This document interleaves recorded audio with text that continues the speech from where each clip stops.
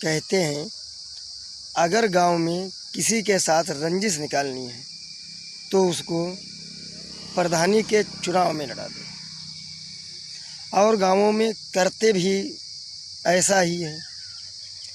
किसी नौजवान को तैयार भी कर लेते हैं, रोज़ उसे अपने घर बुलाकर उसे 1000-1200 वोटों से जिताकर ही भेजते हैं और उसे ऐसे रुझान और ऐसे परिणाम दिखाते हैं कि वो उन्हीं रुझान और परिणामों में आकर एक एक दिन में कम से कम 3-3 बार 4-4 बार प्रधानी जीतता है।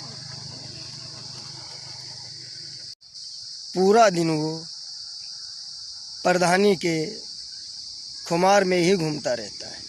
उसे ऐसे ऐसे सपने दिखा देते हैं, उससे कहते कि हमारा गांव पूरा तुम्ही को वोट दे रहा है।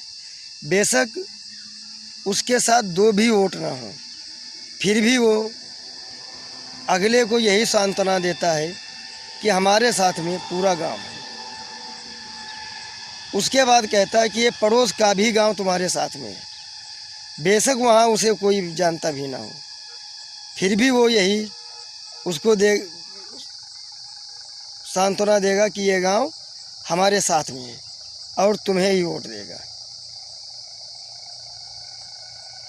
तो भैया वो ऐसे ऐसे रुझान उसको बताता है कि वो चुनाव में उतरने से पहले ही जीत जा रहा है।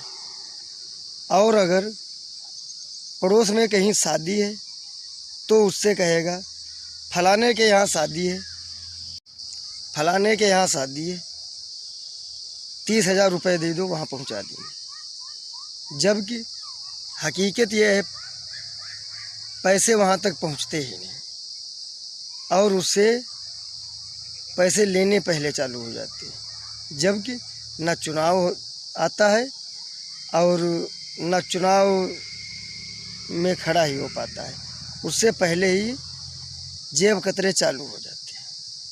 तो इसलिए अगर चुनाव में उतरना है तो सोच समझ कर उतरें। बहुत से लोग तुम्हारे साथ पुरानी रंजिश भी निकालते हैं, जिससे आगे तुम्हारे ऊपर बहुत बड़ा प्रभाव पड़ता है। इसलिए आगे सोच समझ कर कदम उठाएं।